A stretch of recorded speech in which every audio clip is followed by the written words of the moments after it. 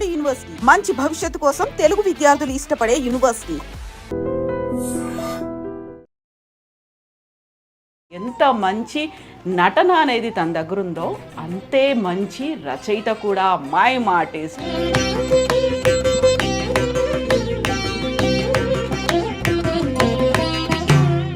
నటిని చేసుకుంటాను అన్నారు. అప్పటికే మీరు నటుడు అవుతామని ఫిక్స్ అయిపోయారా? నటిని ప్రత్యేకంగా నటిని కాదు, కానీ జనరల్గా 25 ఏళ్ళ కుట్రాడుకుంటే భావాలు కొన్ని ఉంటాయి కదా, పొడుగు జడు ఉండాలి. మీరు పెళ్లి టైంలో ముహూర్తాలు జాతకాలు చూసుకోలేదు, పిల్లలకు కూడా చూడలేదు అసలు? ఇంకా మా అక్కయ్య కూతురే నా వైఫ్. మా అక్క నా మీద డౌట్ కొద్దీ చూపించింది అక్కడ. నా కాన్సెప్ట్ ఏంటంటే రాజమండ్రిలో ఉన్నప్పటి నుంచి కూడా నేను నటుడిని, స్టేజ్ ఆర్టిస్ట్ని. నా 12 ఏళ్ళ నుంచి. ఈ బీజం ఎప్పుడు పడింది?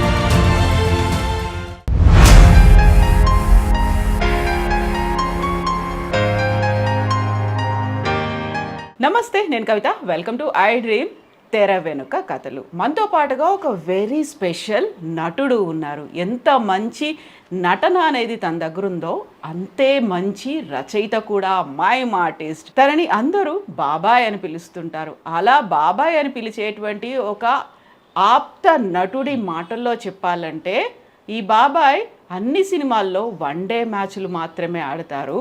టెస్ట్ మ్యాచ్లు ఆడగల సత్తా ఉన్నప్పటికీ కూడా ఉద్యోగ పరిమితుల దృష్ట్యా పరిమితం అయిపోయారు.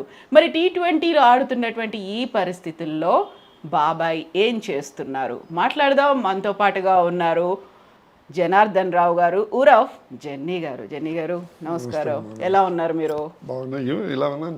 చాలా బాగున్నారు, చాలా స్టిఫ్గా ఉన్నారు. మేము ఇంట్లోకి ఎంటర్ అవగానే వినిపించినటువంటి విష్ణు సహస్రనామ స్తోత్రం. వ్యూవర్స్కి ఒకటి చెప్పాలి, విష్ణు సహస్రనామం కంప్లీట్ అయిన తర్వాత మాత్రమే మా దగ్గరకు వచ్చారు ఇంటర్వ్యూ ఇవ్వడానికి. సో రోజు ఎంతసేపు ఉంటారు మీరు పూజలో? ఒకసారి మా ఆవిడ్ని తీసుకుని ఒక ఆధ్యాత్మిక ఉపన్యాసానికి ఫస్ట్ టైం వెళ్ళా.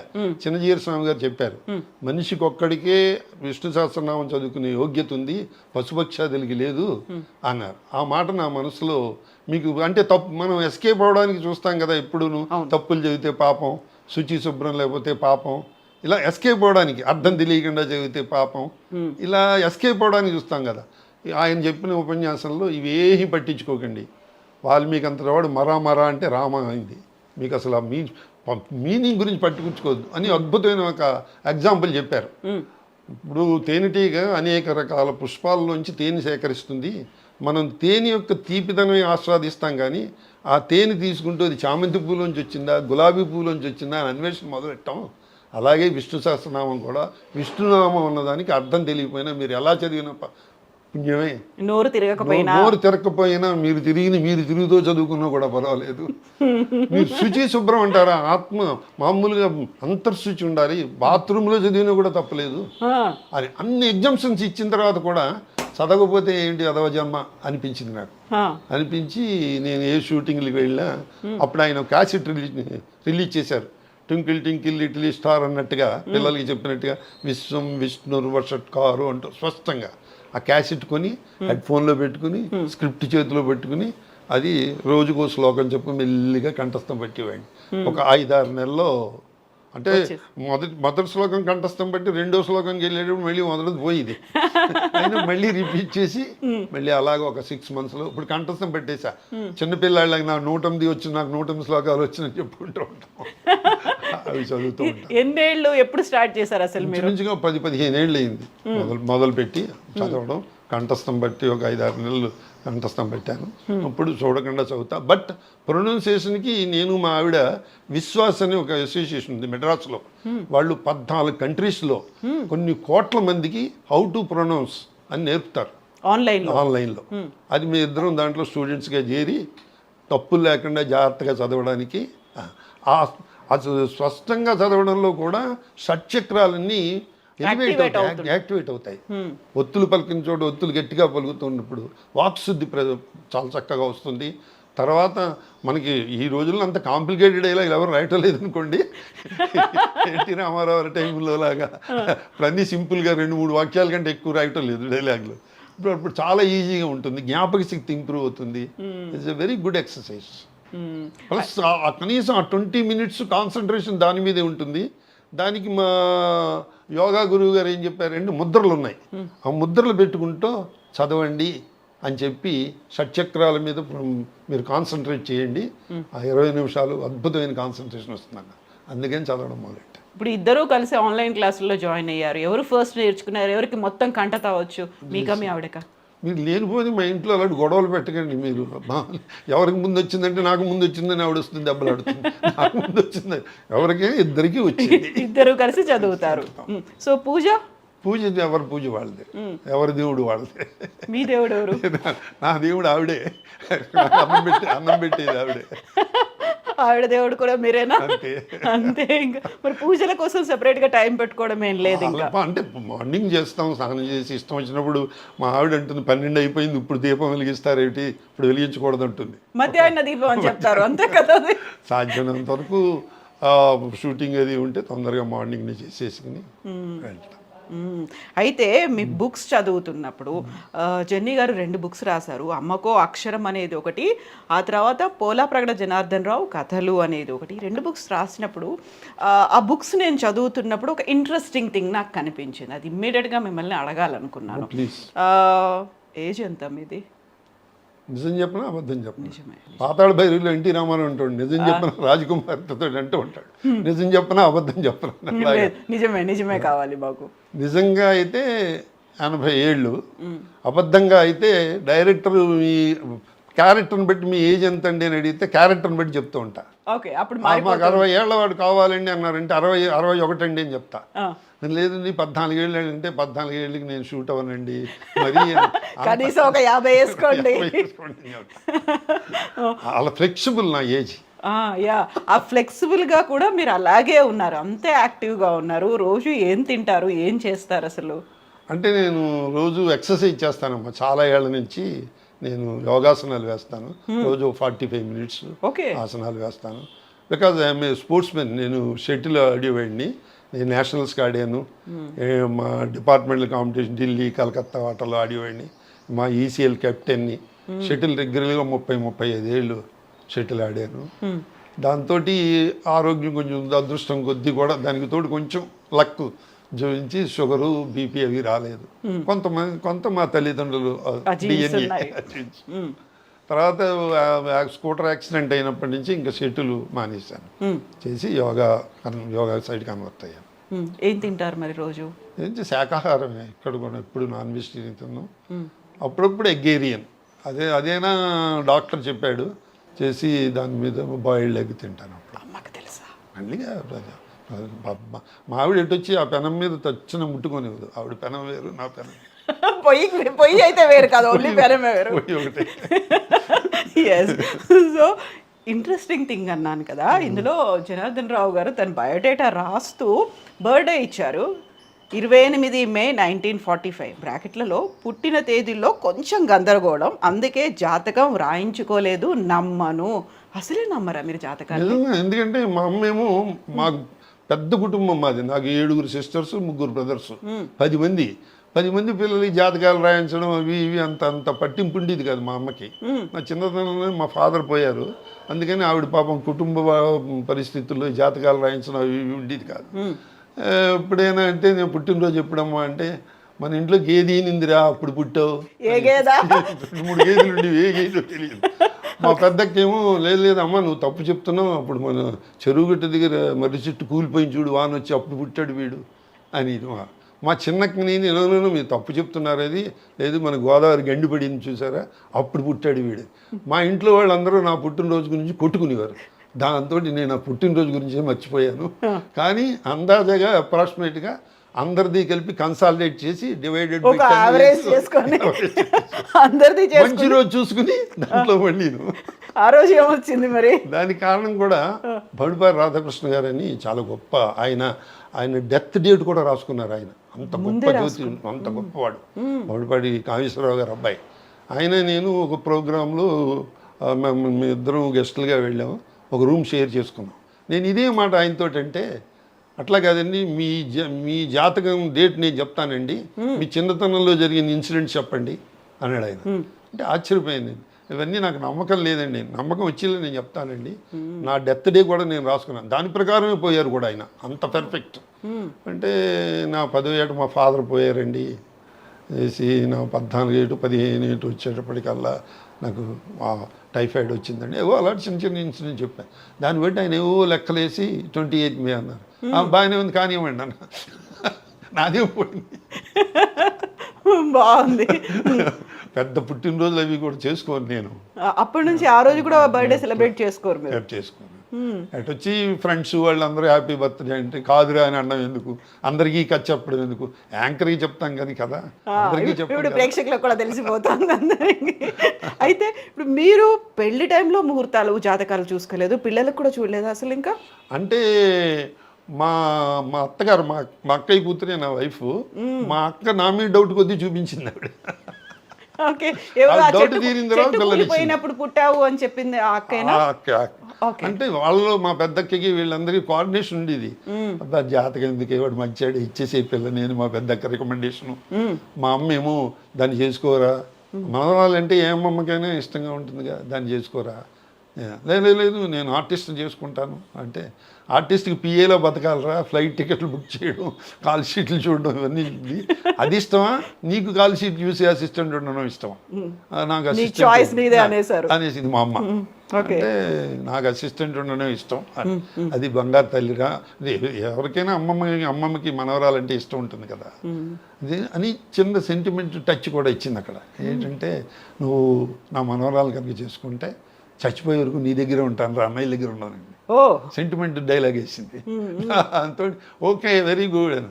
అరే ఎలా అని చెప్పి, నా గురించి పెళ్లి చేసుకోకరు, నువ్వు మనస్ఫూర్తిగా చేసుకోవాలి, దాన్ని ఇబ్బంది పెడితే పైకి రావు నువ్వు. మా అమ్మ, దాన్ని ఎందుకు ఇబ్బంది పెడతానమ్మా, అదే నన్ను ఇబ్బంది పెడుతుంది. ఆ షూటింగ్కి వెళ్తున్నారు, ఈ షూటింగ్కి వెళ్తున్నారు, అది తింటున్నారు, ఇది తింటున్నారు, సరిగ్గా నిద్రపోవటం లేదు, ఆరోగ్యం పాడవుతుంది, అది నన్ను ఇబ్బంది పెడుతుంది, నేను దాన్ని ఇబ్బంది పెట్టినామా అని. అట్లా అయిపోయింది మ్యారేజ్. ఏజ్ ఎంత గ్యాప్ ఉంది మీ ఇద్దరికి? కొంచెం 5 to 6 years. అప్పుడు పెళ్లి కాకముందు అయితే మిమ్మల్ని మామ అని పిలిచేవాళ్ళ? ఇలా మామగారు ఎలా? మామయ్య ఇంట్లో అందరితో అందరిని పిలిచినట్టుగా నేను పిలిచి మౌడు గారు అని పిలిచేది కాదు, దానికి తెలియదు కదా పాపం. అది చిన్నపిల్ల. అప్పుడు దానికి 19 ఏళ్ళు పియూసీ చదువుతూ ఉండేది, నేను బీకామ్ చదువుతూ ఉండేవాడిని. తర్వాత పియూసీ అయిపోయిన తర్వాత పెళ్ళి అయిపోయింది. నేను బీకామ్ అయిపోయిన వెంటనే హైదరాబాద్ వచ్చేసాను 1966లో. ఇక్కడ ఏజీ ఆఫీస్ ఇంటర్వ్యూకి వచ్చాను. అంటే నా కాన్సెప్ట్ ఏంటంటే, రాజమండ్రిలో ఉన్నప్పటి నుంచి కూడా నేను నటుడిని, స్టేజ్ ఆర్టిస్ట్ని. నా 12 ఏట నుంచి నేను నటుడిని. అక్కడున్న దర్శకులు వాళ్ళతోటి ఆ నాలెడ్జ్ని పెంచుకుందుకు లిమిటెడ్ సోర్సెస్ ఉండేవి రాజమండ్రిలో. అందుకని హైదరాబాద్లో అప్పుడు ఆంధ్రప్రభ వీక్లీలో మూసీ కినారే అని చెప్పి సాంస్కృతిక కార్యక్రమాల గురించి అద్భుతంగా రాసేవారు. అక్కడ Vidyanagar cultural association, famous association, Chatla Sriramulu garu, JL Narasimha Rao గారు, వీళ్ళందరూ మహానుభావులు అందరూ ఉండేవారు.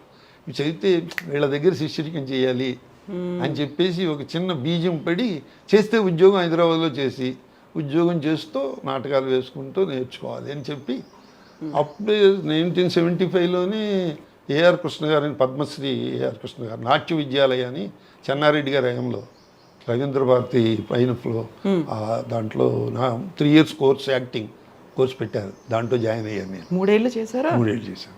2 ఏళ్ళు ప్రాక్టికల్స్, 1 year థియరీ. అంటే ప్రతి రవీంద్ర భారతిలో ప్రతి నాటకం చూసి థియరీ రాయాలన్నమాట. అందులో నటుల గురించి, స్క్రీన్ ప్లే గురించి, డైలాగ్స్ గురించి. అది మళ్ళీ ఆయన చదివి ఇలా తప్పు రాశారా, ఇలా రాశారా, ఇది అలా రాయకూడదు, ఇలా రాయకూడదు, ఇలా అబ్జర్వ్ చేయాలి, అలా అబ్జర్వ్ చేయాలి. ఇప్పుడు మీరు మీ పెళ్ళికి ముందు మాట ఒకటి చెప్పారు, నేను చేసుకుంటే ఒక నటిని చేసుకుంటాను అన్నారు. అప్పటికే మీరు నటుడు అవుతామని ఫిక్స్ అయిపోయారా? రంగస్థలంలో ఉన్నారు కాబట్టి ఇదే ఇంకా జీవితం అనేది నటియే కావాలని ఎందుకు అనిపించింది? నటిని ప్రత్యేకంగా నటిని కాదు, కానీ జనరల్గా 25 ఏళ్ళ కుర్రాడికి ఉండే భావాలు కొన్ని ఉంటాయి కదా. పొడుగు జడ ఉండాలి, పెద్ద కళ్ళు ఉండాలి. ఇది నాకు లేకపోయినా, జడ కాదు కళ్ళు లేకపోయినా వాళ్ళకు ఉండాలని కోరుకుంటాం కదా. వాళ్ళు అందంగా ఉండాలి, మనకు అందం లేకపోయినా వాళ్ళు అందంగా ఉండాలి, ఇలా రకరకాలుగా అనుకుంటాం కదా. అప్పుడు ఇలా అనుకునే లక్షణాలన్నీ డాన్సర్స్లోనూ నటులు కనపడేవి. అందుకని అనుకునేవాడిని అంతే తప్పితే, మన ఏదో డాన్స్ కాలేజీకి ప్రైజ్ డిస్ట్రిబ్యూషన్ గెస్ట్గా వెళ్ళాను. వెళ్తే వాళ్ళు డ్యాన్స్ గురించి చెప్పండి అంటే నాకు డ్యాన్స్ రాదు, బట్ డాన్సర్ని చేసుకుందాం అని ఉండేది. ఆ కోరిక తీరకపోయినా మా ఆవిడ నా చేత డాన్స్ చేస్తూ ఉంటుంది రోజు. ప్రతిరోజు చేస్తాను నేను. అంటే ఆ వయసులో అలా ఉంటాయి కదా మా భావాలు, ఆ మెచ్యూరిటీ ఉండదు. ఎందుకంటే అంటే సాంసారికపరమైన ఆలోచనలు ఉండవు. కంఫర్టబుల్గా వేళకు భోజనం, టిఫిన్ ఇవి ఉండి మన రొటీన్ లైఫ్కి అడ్డం రాకుండా ఉండాలి. అవును. సో మరి ఇక్కడికి హైదరాబాద్కి వచ్చిన తర్వాత ఉద్యోగము అనేది ఉంది, ఆ తర్వాత నాటకాలు వేసుకోవచ్చు, నటుడిగా కొనసాగొచ్చు అనేది. ఈ బీజం ఎప్పుడు పడింది? యాక్చువల్గా చిన్నప్పుడే ఉందా మీకు నేను నాటకాలు వేయాలి, నటుడు అవ్వాలి? నా 12 అంటే నేను స్టేజ్ ఎక్కానమ్మా. పల్లిపొడిచని పిన్సిల్ శ్రీరామూర్తి గారి నాటకం. మా ఊర్లో మా అన్నయ్య ఫ్రెండ్ బొబ్బా నాగేశ్వరరావు ఉండేవాడు, నా తొలి గురువు అతనే. అది బాలనటుడిగా నన్ను స్టేజ్ ఎక్కించాడు. ఆ నాటకం మా ఊళ్ళో వేసాం. మా ఊళ్ళో వేస్తే ఓ సిచ్యువేషన్లో ఆ నాటకంలో మా నాన్నని అరెస్ట్ చేసి జైల్లో పెడతారు. మా అక్క హీరోయిన్ అనమాట. మా అక్క నేను పాట పాడుతూ అడుక్కుంటాం అనమాట స్టేజ్ మీద. అడుక్కుంటే పాపం వాళ్ళందరూ కూడా పల్లెటూరు కదా, ఎప్పుడు 60 ఏళ్ల క్రితం కథ చెప్తున్నాను నేను. వాళ్ళందరూ వచ్చి డబ్బులు వేశారు. మా అమ్మ చచ్చేలా తిట్టింది, స్టేజ్ మీద అడుక్కుతుంటావు ఇట్రా. అడుక్కోవడం కాదమ్మా, అది కథలో డైరెక్ట్ నటించామంతే అని. మా ప్రెసిడెంట్ గారు ఉప్పెర్ల లక్ష్మీనారాయణ గారు అనేవారు. ఆయన నా నటన చూసి ఆయన కళ్ళమ్మ నీళ్లు పెట్టుకుని పాలయాన్ని ఇంటికి పంపించి వెండి గ్లాస్ తెప్పించి నాకు చదివించారు. చెప్తే ఇలా డబ్బులు వచ్చాయి, తప్పట్లు వచ్చాయి, వెండి గ్లాసులు వచ్చాయి, ఇది బాగానే ఉందిరా అనుకున్నాను నేను. కాబట్టి నటన చేస్తే ఇన్ని వస్తాయి అన్నమాట. అల్లరి చేస్తే దెబ్బలు వస్తాయి, చేస్తే నటన చేస్తే చప్పట్లు వస్తాయి అని చిన్న బీజం అక్కడే పడింది. అక్కడ పడితే తర్వాత పిన్సిల్ శ్రీరామూర్తి గారి నాటికలన్నింటిలో మా ఫ్రెండ్ ఆయన మా డైరెక్టర్ వేయించేవాడు. ఉత్తమ బాలనటుడు అవార్డులకు వస్తూ ఉండేవి. అంటే బాలనటులు ఎక్కువ మంది ఉండేవారు కాదు.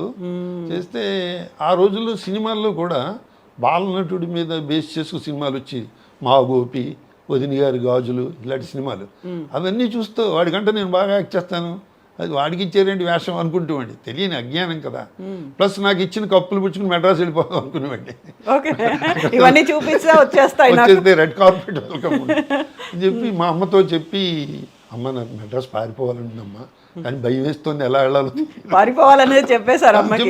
మా అమ్మ చాలా క్లోజ్. ఎందుకంటే మా ఫాదర్ పోయిన తర్వాత మా అన్నయ్యలు మా అక్కయ్యలు వాళ్ళు అత్తారింటికి వెళ్ళడం, చదువుకోవడం ఇవన్నీ ఉంటే మా అమ్మకి అటాచ్డ్ నేనే, బాగా అటాచ్డ్.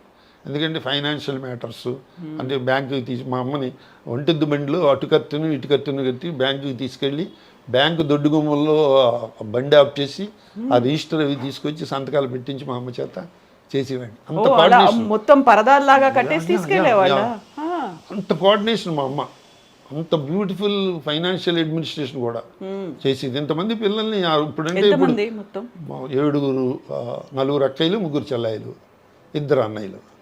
అందులో ఇప్పుడు సాఫ్ట్వేర్ కంపెనీలో పనిచేసేవాడే లక్షల జీతం. మా అమ్మకి అంత జీతం లేదు కదా, మా నాన్న లేడు. అంతమందిని పెంచిందంటే ఆవిడ మన్మోహన్ సింగ్ కంటే గొప్పది అనిపిస్తుంది నాకు ఫైనాన్షియల్ మ్యాటర్లో.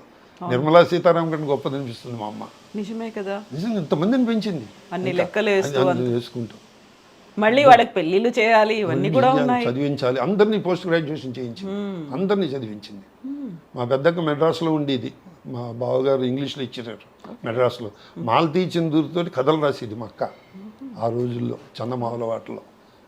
మా అక్కే నాకు రచన విషయంలో తొలి గురువు. ఎందుకంటే ఆ రోజుల్లో ఆడపిల్లలు లైబ్రరీకి వెళ్ళేవారు కాదు. ఏవో చీటీ రాసే ధనపుడు సులోచన నవల, మాదిరెడ్డి సులోచన నవల ఇలా అని రాసి తెప్పించుకునేవారు. నేను వెళ్ళి తెచ్చేవాడిని. అస్తమానం మీరే మీ పుస్తకాలు తెప్పించుకుంటున్నారు, ఇది ఏది నేను ఏడిస్తే నాకు ఏదో చందమామ, బాలమిత్ర ఇలాంటివన్నీ రాసేది. అది పక్కన కూర్చొని చదివించేది, గట్టిగా పైకి చదివని.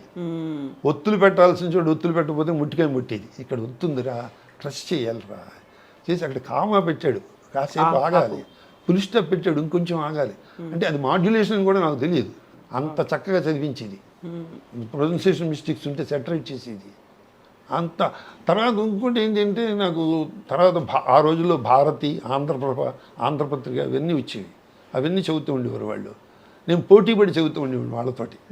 పోటీపడి చదువుతూ సందర్భం అవునో కాదో చెప్పచ్చో చెప్పకూడదో నాకు తెలియదు, కానీ పూర్వోత్తర రోజులో పురిటి గదిలి, పురిటి గది, ముట్ల గది అనే గదులు ఉండేవి సెపరేట్గా. ఆ 3 days వెళ్ళి ఆ గదిలో కూర్చునేవారు వాళ్ళు. మా అక్కయ్యలు అక్కడికి వెళ్ళి కూర్చుని చదువుతూ ఉండేవారు.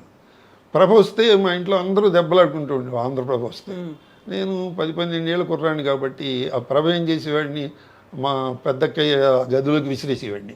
ఇంకెవరు వెళ్ళరు కదా ఆ గదిలోకి, నేను ఒక్కడినే వెళ్ళగలను. అక్కడికి వెళ్ళి చదువుకొచ్చాను. ముట్ల గదిలోకి ఎవరు రారు కదా, మా అమ్మ స్నానం చేయిస్తే కానీ బయటికి రానివ్వదు. అట్లా ఆ పుస్తకాలు విపరీతంగా చదవడం అలవాటైపోయింది. తర్వాత ఇంకొక బేస్ కూడా పడింది అక్కడ. అదేంటంటే మా ఊళ్ళో నవ్య సాహిత్య సమితి అని పౌరంగి దక్షిణామూర్తి గారు, ఉషశ్రీ గారని ఆల్ ఇండియా రేడియోలో వర్క్ చేసేవారు. ఉషశ్రీ గారు, తర్వాత మన పౌరంగి దక్షిణామూర్తి గారు, తర్వాత వీళ్ళు కనక ప్రవాసి, చావర్తి కనక ప్రవాసి, పోలాపరెడ్డి సత్యనారాయణమూర్తి గారు, మా బాబాయ్ గారు, వీళ్ళందరూ కలిసి ఒక అసోసియేషన్ సాహితీ సమితిలో పెట్టి రోజు వాళ్ళు రాసిన కథలు అవి గురించి చెరువుగట్టు దగ్గర సోఫాలు కూర్చొని డిస్కషన్ ఉంటుంది. మేము బ్యాడ్మింటన్ ఆడుకుంటూ ఉండేవాళ్ళం.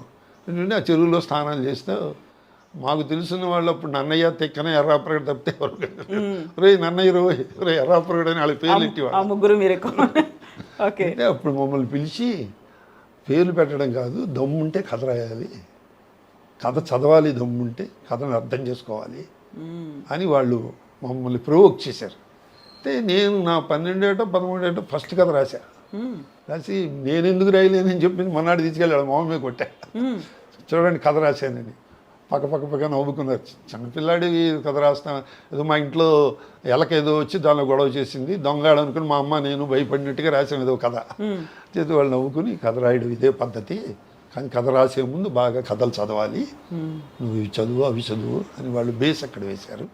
నటనలోనేమో మా బొబ్బా నాగేశ్వరరావు వేశాడు. ప్లస్ మా అమ్మ చెప్తూ ఉండేది అనమాట, ఇప్పుడు నువ్వు ఈ కప్పు పుచ్చుకుని మెడ్రాస్ వెళ్ళిపోతే నీకు వేషాలు ఇవ్వరా, అక్కడ నీలాంటి వాళ్ళు ఆల్ ఇండియా లెవెల్లో 1000 మంది ఉంటారు, ఉత్తమ నటులు, బాల నటులు ఉంటారు, వాళ్ళందరిలోకి నువ్వు బాగా చేస్తున్నావు అనిపించుకోవాలంటే ముందర నేర్చుకోవాలి, నటన నేర్చుకోవాలి. 4 ఊళ్ళలో నువ్వు బెస్ట్ యాక్టర్ వచ్చినంత మాత్రాన నీకు ఎవరు కాంపిటీషన్ లేదు కాబట్టి బెస్ట్ యాక్టర్ వచ్చావు అని ఇంకో బేస్ కూడా వేసింది మా అమ్మ. మా ఇంటికి ఎవరైనా చుట్టాలు వస్తే వాళ్ళకి భోజనం ఏర్పాటు చేసే లోపల, ఒరే మామయ్య గారికి నీకు ఏకలవ్యుడు ఏకపాత్రం అని వచ్చింది కదా, అది చేసి చూపించి ఆయనకి, అని నీకు చాక్లెట్ ఇస్తారు, అయితే అప్రిషియేట్ చేస్తారు. అశ్వత్థామ వచ్చింది కదా, అశ్వత్థామ మా పెద్దన్నయ్య రాసి ఇచ్చేవాడు. మా పెద్దన్నయ్య కూడా మంచి రైటరు. అశ్వత్థామ ఏకపాత్రం చేయంటే రెచ్చిపోయి అసలు వాళ్ళ ముందు 12 ఏట 13 ఏట ఏం తెలుస్తుంది నటన, అలా స్టేజ్ ఫియర్ కూడా పోయింది. అసలు స్టేజ్ ఫియర్ అంటే ఏమిటో తెలియదు. స్టేజ్ ఫియర్ అంటే ఏదో వ్యాధి అనుకునేవాళ్ళం, టైఫాయిడ్ అలాంటి ఏదో అనుకునేవాళ్ళం మా చిన్నతనంలో. అలాగే మా స్కూల్లో మా హెడ్ మాస్టర్ గారు కూడా బాగా ఎంకరేజ్ చేసేవారు.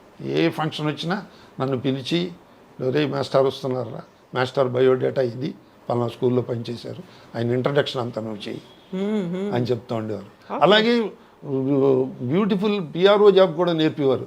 ఒరే ఆ మాస్టర్ వచ్చారు, ఆయనకి ఇల్లు అద్దెకి చూడు, పని మనిషిని చూడు, పేపర్ వేయించు వాళ్ళకి అంటే, నేను సైకిల్ వేసుకుని ఊరంతా తిరిగి ఆ ఇల్లు ఎక్కడ ఖాళీగా ఉన్నాయో చూసి వాళ్ళకి వాళ్ళకి అంతగా అరేంజ్మెంట్స్ అన్నీ చేసేవాడిని. సో దట్ నాకు చిన్నతనంలో ప్రతి సబ్జెక్ట్కి ఒక ట్యూషన్ మాస్టర్ ఫ్రీగా ఉండేవాడు. నిజం, గ్రేట్ కదా ప్రతి సబ్జెక్ట్కి. అంటే బేస్ అనమాట. ఇంతకీ చెప్పొచ్చేమాట ఏంటంటే, అట్లా మాకు తెలియకుండానే పిఆర్ఓ జాబ్ అది లైఫ్లో ఎంతో ఉపయోగపడింది అసలు. అది నేర్చుకోవాల్సింది నిజంగా. ఇప్పుడు మీరు నాటకాలు వేశారు, ఇక్కడ ట్రైనింగ్ తీసుకున్నారు, నాటకాలు వేశారు, మరి మైమ్ అనేది ఎప్పుడు స్టార్ట్ చేశారు మీరు? అది థియేటర్ ఆర్ట్స్ చదువుతుంటే మేము రోజు ఏంటంటే క్లాస్ అయిపోయిన తర్వాత రవీంద్ర భారతిలో కూర్చుని నాటకాలు చూడాలి. ఓకే. ఒకసారి ఆల్ఫ్రెడ్ పారన్ అని ప్యాంటోమైమ్ కాలేజ్ ప్రిన్సిపాల్, ఆయన మైమ్ చేయడానికి రవీంద్ర భారతి వాళ్ళ టీంతో వచ్చారు. అప్పటి వరకు నాకు నా ఊహ ఏమిటంటే, రంగస్థలం మీద అన్నీ వోకల్ పెర్ఫార్మెన్స్లు అన్నీ కూడా పాటలు పాడడం, లేకపోతే డ్యాన్స్ చేయడం, అంతా వోకలే, కానీ సైలెంట్ కమ్యూనికేషన్ లేదు. ఈ mime is a silent communication. మాట్లాడకుండా గంట సేపు నవ్వించడం, లేకపోతే ఒక రసోత్పత్తి చేయడం, అద్భుతం చేసేసి నాకు అసలు మతిపోయింది. ఇలాంటి ఆర్ట్ ఉంటుందని తెలియదు నాకు, ఫస్ట్ టైం చూడడం అనమాట. దాని గురించి ఎప్పుడు చదవలేదు. అయితే మొన్నాడు సెలవు పెట్టి ఆయన అప్పుడు ఉద్యోగం చేస్తూ ఉండేవాడిని. ఆయన ఏదో పెద్ద హోటల్లో దిగారు, అక్కడికి వెళ్ళి, sir I'm student of theatre arts. English కూడా సరిగ్గా మాట్లాడలేకపోయేవాళ్ళం, కమ్యూనికేషన్ మొత్తం కింద మీద పడి నేను స్టూడెంట్ అండి, నాకు మైమ్ అంటే ఇంట్రెస్ట్, నాకు నేర్చుకోవాలని ఉంది అంటే, నువ్వు ఎస్టర్డే నా పెర్ఫార్మెన్స్ చూసావు కదా, నేను ఏం చేశానో అది చెయ్యి అన్నాడు ఆయన. నేను అలా మేము చెయ్యమని అడుగుతాను, నేను రాలేదండి ఇక్కడికి, నేర్చుకుందామని వచ్చాను. నువ్వు చేసింది ఒక ప్రేక్షకుడిగా నోరు ఎల్లబెట్టి చూశాను నేను ఇలా మళ్ళీ మీరు చేయాల్సి వస్తుందని నేను అనుకోలేదు. లేదు నీకు ఇష్టం వచ్చింది చెయ్యి, అయితే నేను చేసిందే కాదు నీ ఇష్టం వచ్చింది చెయ్యి అన్నారు. అది 3rd ఫ్లోర్లోను 4th ఫ్లోర్లోనూ ఉంది ఆయన రూము హోటల్లో. చూస్తే కింద పిల్లలు గాలిపటం ఎగరేస్తూ దెబ్బలాడుకుంటున్నారు వాళ్ళు. అంటే నేను అంటే ఛాలెంజీగా ఆయన నేర్పడేమో, ఏదో ఒకటి చేయకపోతే నేర్పడు పోవాయి నువ్వేమిటి అంటాడేమో అని భయం చేసి, సార్ నాకు 10 నిమిషాలు టైం ఉంది సార్ చేస్తాను. టేక్ యూర్ ఓన్ టైం, నేను వెళ్ళి వాష్రూమ్లోకి వెళ్ళి వస్తాను ఈ లోపల అని చేస్తే, నాకు తోచినట్టుగా గాలిపటం ఎగరేయడం, పిల్లలు దెబ్బలాడుకోవడం, కాళ్ళకి ఏదో పేడ అంటుకుంటే దాన్ని తుచ్చుకోవడం, ఇలా కొనుక్కోవడం, ఇలా నాకు ఇష్టం వచ్చినట్టు పిచ్చి పిచ్చిగా చేశాను. This is my go head అన్నాడు ఆయన. Without any dialogue and only expression, అంతే. ఒక 4 నిమిషాలు 5 నిమిషాలు చేశా. This is my go head. అట్లా కాదు సార్, నాకు ఫండమెంటల్స్ తెలియవు, ఫండమెంటల్స్ కావాలి సార్ అంటే, యూ కమ్ విత్ మీ అని. అలా రాలేనండి, ఇప్పటికీ చిన్న పిల్లలు, ఉద్యోగం, కమ్ విత్ మీ అంటే వాళ్ళలాగా బ్యాగ్ వెళ్ళిపోలేం కదా, లగేజ్ చాలా ఉందండి, లగేజ్లు అన్నీ ఉన్నాయి అంటే సెలవు కూడా పెట్టుకోలేను సార్, ఉద్యోగం నాకు సెలవు ఎవరు అంటే, అయితే ఓ పని చేయి, నేను 6 monthsలో నేను మ్యాక్స్ మిల్లర్ భవన్ వాళ్ళకి వర్క్షాప్ కండక్ట్ చేయడానికి వస్తున్నాను, మైమ్ వర్క్షాప్ 45 days. నేను నాకు అసిస్టెంట్గా వర్క్ చేస్తూ నేర్చుకో అన్నారు. అంటే 45 days అంటే చాలా కష్టం సార్, సెలవు దొరకదు సార్ నాకు. నీకు ఆఫీస్ ఎన్నింటికి అవుతుంది? 5 o'clock అవుతుంది. నేను 6 o'clock క్లాసులు స్టార్ట్ చేస్తా, నువ్వు వచ్చి ఆఫీస్ నుంచి డైరెక్ట్గా వచ్చాయి అని చెప్పేసి ఆయన ఆ 45 days నాకు ట్రైనింగ్ ఇస్తూ, ఇప్పుడు డ్యాన్స్ డైరెక్టర్ చూడండి, మూమెంట్ మన సినిమాల్లో మూమెంట్ కంపోజ్ చేసి అసిస్టెంట్ నేర్పమంటాడు హీరోకి, అసిస్టెంట్ నేర్పుతారు కదా, అలాగే ఈయన మూమెంట్ కంపోజ్ చేసేసి జెనీ టీచ్ దెమ్ అనేవారు. అందులో teaching is the best way of learning. వాళ్ళకి చెప్పాలంటే మనకి ఆ నాలెడ్జ్ ఉండాలి కదా. నాకు అది పెద్ద అయిన తర్వాత ఎంత బాగా ఉపయోగపడిందంటే, నేను యంగ్ ఏజ్లో ఉండగా 1 hour ప్రోగ్రామ్ ఇచ్చేవాడిని. త్రూఅవుట్ ఇండియా ప్రోగ్రామ్స్ ఇచ్చాను, ఒక 500 మైమ్ ప్రోగ్రామ్స్ ఇచ్చాను. బెహ్రాను, కువైట్, సౌత్ ఆఫ్రికా, ఆ దేశాలన్నింటిలో కూడా ప్రోగ్రామ్స్ ఇచ్చాను. ఎందుకంటే సింగిల్ మ్యాన్ షో కాబట్టి వాళ్ళు ఏమి పెద్ద, వాళ్ళకి ఫ్లైట్ ఛార్జీలు పెట్టుకుంటే ప్రోగ్రామ్ వచ్చేస్తుంది కదా, అందుకని ఇన్వైట్ చేసేవారు. అప్పుడు పెద్ద అయిన తర్వాత ఇప్పుడు 80 ఏళ్ళు వచ్చింది, దానికి చాలా ఫిజికల్ స్టామినా కావాలి. కబడ్డీ ఆడే ప్లేయర్కి ఉన్నంత, క్రికెట్ ఆడే ప్లేయర్కి ఉన్నంత స్టామినా ఉండాలి. 80 ఏళ్ళు వచ్చిన తర్వాత ఫిజికల్ ఫిట్నెస్ తగ్గిపోయింది, కానీ దాని మీద ఉన్న ఇంట్రెస్ట్ కొద్దీ నేను ఫ్యాకల్టీగా కన్వర్ట్ అయ్యి, మా చాట్ల శ్రీరాములు గారు తీసుకెళ్ళి నన్ను, వి మధుసూదన్ రావు గారిని డైరెక్టర్ ఉండేవారు, మధు ఫిల్మ్ ఇన్స్టిట్యూట్, దాంట్లో నన్ను మైమ్ లెక్చరర్గా జాయిన్ చేశారు. నేను 10 ఏళ్ళు ఆఫీస్ నుంచి డైరెక్ట్గా 5 అట్లా వెళ్ళిపోయి క్లాస్ తీసుకునేవాడిని మధు ఫిల్మ్ ఇన్స్టిట్యూట్లో.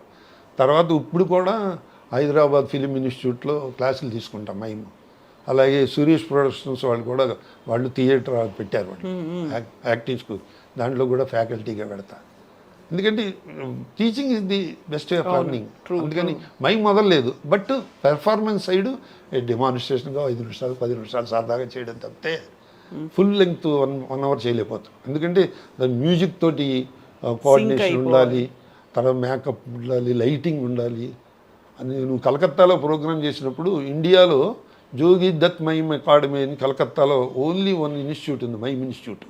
5 ఏళ్ళు కోర్స్ అమ్మా అది, 5 ఏళ్ళు మైమ్ నేర్పుతారు. ఆయన రమ్మన్నాడు, వచ్చి నా దగ్గర జాయిన్ అవ్వని. 5 ఏళ్ళు నేను ఇక్కడ కలకత్తా రాకండి బాబు, నాకు ఉద్యోగం అది ఇది ఉంది అంటే, ఆయన నా performance I'm very happy. First time I'm seeing mime artist from Andhra Pradesh. I'm very happy. అందులో లక్కీగా వేణుమాధవ్ గారు నాకు కాయినింగ్ చేశాడు కూడా. నేను, you are the first Telugu man in the world who has learn the mime and you teaching the mime. Sir ఎవడైనా ఉన్నాడేమో, లేనిపోయిన గొడవలండి, ఎందుకండి ఎవ్వడు లేడు నాకు తెలిసినంత, నువ్వే ఫిక్స్ అయిపోయారు. అలాగే నాకు Giani Zail Singh, president of India ఎదురుగుండా నాకు మైమ్ ప్రోగ్రామ్ ఇచ్చే, I'm the first person president of India mime వల్ల నాకు అవకాశం వచ్చింది. ట్రూ అయినా ఇప్పుడు మీరు ఇతర మైమ్ కళాకారులను తయారు చేస్తున్నారు కదా. చేస్తున్నాం. తర్వాత బ్రహ్మాండం తయారు. ఇప్పుడు మైమ్ మధు అని చెప్పి తను చిన్నజీయర్ స్వామి గారు స్పాన్సర్ చేశారు. అమెరికా వెళ్ళి నేర్చుకొచ్చాడు. అన్ని విదేశాల్లో అదరగొట్టేస్తున్నాడు. చాలా బ్యూటిఫుల్. మేము ఇద్దరం కలిసి కూడా రసరంజనికి రమణాచారి గారు మా చేత క్లాసులు కండక్ట్ చేయించి స్టూడెంట్స్కి నేర్పడం. మీతోటి అంతరించిపోకూడదు ఇది. ఇప్పుడు వేణుమాధవ్ గారు చూడండి ఎంతమందిని మిమిక్రీ ఆర్టిస్టులు తయారు చేశారు. నేరేళ్ల వేణుమాధవ్ గారు. అట్లా మీరు నేర్పండి అని చెప్పి మీకు వచ్చింది నేర్పండి ఏముంది మీకు అంటే మేము ఇంకా ఎల్కేజీలోని యూకేజీలో ఉన్నాం సార్ అని. చాలా అదే నేర్పండి, మీకు వచ్చిందే నేర్పండి ఏముంది. మిమ్మల్ని నాటకాలు మైమ్కి వచ్చేలా చేశాయి, మైము సినిమాల్లోకి వచ్చేలా చేసింది, సినిమాలు మిమ్మల్ని రచయితగా చేసింది. ప్రతి దాంట్లోనూ ఒక జర్నీ, అదే డెస్టినేషన్ అనుకుంటున్నప్పుడు ఇంకో చోటుకు కూడా వెళ్ళిపోతున్నారు. సినిమాల్లోకి ఎట్లా వచ్చారు అసలు? ఈ మైము ఎవరు చూసారు, మిమ్మల్ని ఎవరు తీసుకొచ్చారు? అంటే ఆ రోజుల్లో 40-50 ఏళ్ళ క్రితం ఈ వాట్సాప్లో అవి లేవు కదా, ఫోన్లు కూడా లేవు కదా. యాక్ట్ చేసి కుర్రాళ్ళు ఆ వాట్సాప్లో డైరెక్ట్గా పంపించేస్తున్నారు. మేము అట్లా కాకుండా ఒక 20-30 రోజులు నాటకం రిహార్సల్స్ వేసి రవీంద్ర భారతి బుక్ చేసుకుని దాంట్లో ఆ పెర్ఫార్మెన్స్ రోజుని సినిమా డైరెక్టర్ని వాళ్ళని చీఫ్ గెస్టులుగా పిలిచేవాళ్ళం. పిలిచి మేము పెర్ఫార్మెన్స్ చూపించుకునేవాళ్ళం. ఎందుకంటే వాళ్ళు తిన్న వాళ్ళ దగ్గరికి వెళ్ళి మేము అందరం పొలవమంటూ మా ట్రూప్ అంతా వెళ్ళి యాక్ట్ చేయడానికి వాళ్ళకి మాకు ఛాన్స్ ఇవ్వరు కదా. టైం దొరకాలి. వాళ్ళని గెస్ట్గా పిలిస్తే వాళ్ళు వస్తారు కదా. అలాగే బాబు గారు కూడా మా నాటకానికి వచ్చారు. తర్వాత ఆర్జీవి అయితే ఒకసారి మా ఈ రసరంజన్లో ఆ రోజుల్లో ప్రతి సోమవారం నుంచి శుక్రవారం వరకు ప్రతిరోజు నాటకం వేసేవాళ్ళం. 5 రూపాయల టికెట్. ఈ రామ్ గోపాల్ వర్మ ఓ రోజు మా నాటకానికి వచ్చాడు. వచ్చి ఆయన వచ్చిన సంగతి మాకు తెలియదు. 5 రూపాయల టికెట్ కొనుక్కుని కామ్గా వచ్చి చూసి వెళ్ళిపోయాడు. ఆ 2-3 రోజులు పోయిన తర్వాత ఆయన పిక్చర్లో నాకు ఛాన్స్ వచ్చింది. ఏం సినిమా అది? అనగనగా ఒక రోజు. దానికి అసిస్టెంట్ డైరెక్టర్గా ఇతను రామ్ గోపాల్ వర్మ దగ్గర అసిస్టెంట్గా పనిచేసేవాడు. ఇప్పుడు సినిమాలో కూడా చేస్తున్నాడు. అతను తీసుకెళ్ళి ఇంట్రడ్యూస్ చేశాడు. చేస్తే మొన్నే మీ నాటికి చూసామండి, చాలా బాగా చేశారు అని చెప్పి నేను 5 రూపాయల టికెట్ కొనుక్కుని వచ్చి వెనకాల కూర్చుని చూశాను. అయ్యో మీరు వచ్చారంటే మేము తీసుకెళ్ళి ముందర వరుసలో కూర్చోబెట్టి వాళ్ళం కదండి అంటే, మీరు హడావిడి చేస్తారని నేను కామ్గా వచ్చి చూసి వెళ్ళిపోయాను. రెగ్యులర్గా వచ్చేవాళ్ళ ఆర్జీవి గారు? అంటే మా నాటకానికి వచ్చాడు కూడా మాకు తెలుసు, వచ్చేవాడు లేదో తెలియదు. అలాగే బాపు గారు కూడా ఒకసారి మా నాటకానికి వస్తే మేము దొంగల మండి అని శంకరమణి పార్థసారథి గారు రాశారు. ఆ నాటకం వేస్తుంటే ఫుల్ ప్యాక్డ్ అనమాట ఆడిటోరియం. చేస్తే ఆయన బాల్కనీలోకి వెళ్ళి కూర్చుని, ఆయన ముళ్ళపూడి వెంకటరమణ గారు బాల్కనీలోకి వెళ్ళి చూశారు. చేసి తర్వాత ఎప్పుడు ఆయన పిక్చర్లో మిస్టర్ పెళ్ళాల్లో వేస్తుంటే, మీ నాటకం చూసామండి, బాగా చేశారు, బాల్కనీలో కూర్చొని చూసాం. అయ్యో బాల్కనీలో కూర్చొని చూడడం ఏంటంటే కింద ప్యాక్ అయిపోయిందండి అంతాను, మిమ్మల్ని డిస్టర్బ్ చేయడం ఎందుకని మిమ్మల్ని చెప్పండి. మామూలుగా ఆ కాలంలో మేము నాటకాలు వేసాము, మా నాటకాలు చూసి సినిమాల్లోకి ఆహ్వానించారు అని విన్నాం. కానీ ఇప్పుడు ఆర్జీవి గారు కూడా ఆయన నాటకాన్ని చూసి అలా పిలిచాడు. నాటకాన్ని చూసి పిలిచాడో లేదో తెలియదు కానీ నాటకం చూశాడు. వాళ్ళ అసిస్టెంట్ చెప్పడం వల్ల వాళ్ళ అసిస్టెంట్ బాలానందంలో మైమ్ నేర్పివాడిని అతనికి. అందుకని అతనికి తెలుసు. ఉత్తేజ్ తీసుకెళ్ళాడు నన్ను. అట్లా జంజాల్ గారు మాత్రం మా నాటకం చూసి పెర్ఫార్మెన్స్ ఇచ్చారు. మా డైరెక్టర్ తల్లావజ్జుల సుందరం అని వెరీ గ్రేట్ డైరెక్టర్. 150 సార్లు నాటక రంగంలో ఉత్తమ దర్శకుడిగా వచ్చాడు. అంత గొప్ప డైరెక్టర్. అతని దగ్గర 25 ఏళ్ళు వచ్చేసాయి నాటక రంగంలో. అప్పుడు తనికెళ్ళ భరణ్ రాస్తూ ఉండేవాడు, శంకరమంచి పార్థసారథి గారు రాస్తూ ఉండేవారు. ఇతను డైరెక్షన్లో వర్క్ చేయడం వల్ల మాకు నాటక రంగంలో అంతకు ముందు కూడా చాట శ్రీరాములు గారి దగ్గర వచ్చేసాను, డాక్టర్ డిఎస్ఎన్ మూర్తి దగ్గర వచ్చేసాను, భానుప్రకాష్ దగ్గర వచ్చేసాను. నాటక రంగంలో ఎవరైతే నిష్ణాతులు ఉన్నారో వాళ్ళందరి దగ్గర యాక్ట్ చేసేవాడిని. చిన్న చిన్న వేషాలు వేయడం, ప్రాంప్టింగ్లు ఇవ్వడం, కట్టెలు లాగడం, వాళ్ళకి టీలు అందివ్వడం రిహార్సల్లో, అట్లా చేస్తూ ఉద్యోగం కాబట్టి ఫుల్ ఫ్లెడ్జ్డ్గా చేయలేకపోయేవాడిని. సాయంత్రం వెళ్ళి వాళ్ళతో జాయిన్ అవుతూ ఉండేవాడిని. లిమిటెడ్ ఓవర్లో ఆడుకుంటూ. ఈ 40-50 ఏళ్ళు సాయంత్రం ఎప్పుడు వేస్ట్ చేయలేదమ్మా నేను. ఏదో నాటకం రిహార్సల్ చేయడం ఏదో. నిన్న కాక మొన్న కూడా సుమధుర హాస్యనాటిక పోటీల్లో మిత్రుడు మల్లాది భాస్కర్ అని, బాబాయ్ ఒక ఏజ్డ్ క్యారెక్టర్ ఉంది, నువ్వు వేస్తే బాగుంటుంది, అది వేస్తావా? నేను రిహార్సల్కి రాలేనురా, చాలా కష్టం అంటే, మేము అందరం మీ ఇంటికి వస్తాం, మీ ఇంట్లో నీ రిహార్సల్ అని వాడి మైండ్లో రిహార్సల్ పెట్టాడు.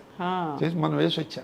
అందుకే ఆ నాటకంలో కిక్ ఉందమ్మా. ఉంది, అది అది ఎంజాయ్ చేస్తూ ఉన్నారు ప్రతి క్షణాన్ని. Memory exercise. ఎందుకంటే ప్రాంప్టింగ్ లేకుండా 45 minutes ఆ టైమింగ్స్తో చెప్పడం అని, ప్లస్ 1000 మందికి వినపడేలా చెప్పడం, కనపడేలా ఎక్స్ప్రెషన్ ఇవ్వడం, ఇవన్నీ ఎంతో. జంజాల్ గారు మాకు అదే నేర్పేవారు.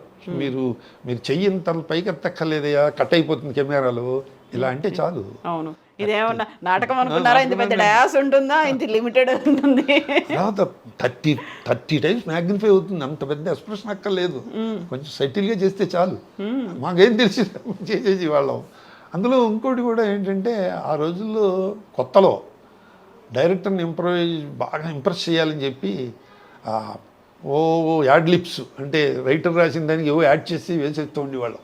నాకు గుండె హనుమంతరావుకి జబ్బు ఎక్కువ ఉండి తెగ వేసేసి వాళ్ళం డైలాగులు. అంటే అప్పుడు ఆయన బ్యూటిఫుల్ డైలాగ్ చెప్పారు, ఇప్పటికీ నేను మర్చిపోను. మీరు యాడ్ లిప్స్ అడిషనల్ డైలాగ్ వేసినా అది రైటర్ రాసిన డైలాగ్కి ఫ్లేవరు గ్లామరు తీసుకురావాలి, నాట్ లెంగ్త్. ఎంత గొప్ప వాక్యం అంటే అండి, నాకు ఇప్పటికీ గుర్తమ్మా. ఇప్పటికీ నేను కూడా నేను అమలాపురం వెళ్ళాం.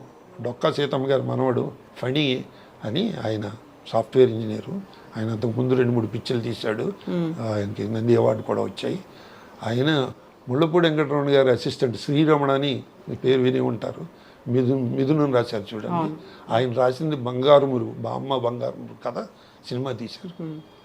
ఆయనతోటి నేను ఇదే చెప్పాను, సార్ నాకు స్క్రిప్ట్ ఇవ్వండి సార్, నాకు చదువుతుంటే కొన్ని ఏవో ఆలోచనలు వస్తాయి, లెఫ్ట్ సైడ్ పెన్సిల్ తోటి నాకు వచ్చిన ఆలోచన రాస్తాను, మీరు బాగుందంటే పెడదాం, బాగులేదంటే రబ్బర్తో అది చెప్పేస్తా, నా బుర్రలోది కూడా చెప్పేస్తాను అన్న. చాలా అంటే చేస్తుంటే కొన్ని ఆలోచనలు వస్తూ ఉంటాయి, చదువుతుంటే కొన్ని ఆలోచనలు వస్తాయి, ఆలోచనలు మర్చిపోతాం చేస్తుంటే, ఇది డామినేట్ చేస్తుంది. అందుకని గుర్తుపెట్టుకుని పెన్సిల్ తోటి రాసి చేసి ఆయన చాలా అప్రిషియేట్ చేస్తారు. మంచి పద్ధతి అండి, ఇది బాగుందండి.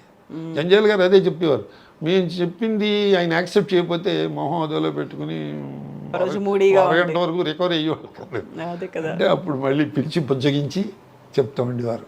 ఇస్తే బాగుంటే పెట్టుకుంటాం, బాగోలేకపోతే మానేస్తాం. ఎందుకు డల్ అయిపోకూడదు, డల్ అయిపోతే క్రియేటివిటీ రాదు, బుర్ర పనిచేయదు. అది మొహానే కనిపిస్తుంది కదా. ఇంకా ఉండండి, ఏముంది, బాగోలేకపోతే పెట్టుకోం కదా, ఏముంది. రైటర్ బాగానే రాశాడయ్యా, మీరు ఎందుకు అంత అవస్థపడతారని వాడు, ఆయనే రైటర్. అది అలా కంటిన్యూ అవుతూనే ఉంటుంది. దానికోసం మళ్ళీ కలుద్దాం, మళ్ళీ మనం మాట్లాడుకుందాం. ధన్యవాదాలు. ఇలాగే నవ్వుతూ ఉండండి, నవ్విస్తూ ఉండండి, అమ్మగారిని జాగ్రత్తగా చూసుకుంటూ ఉండండి. Thank you so much.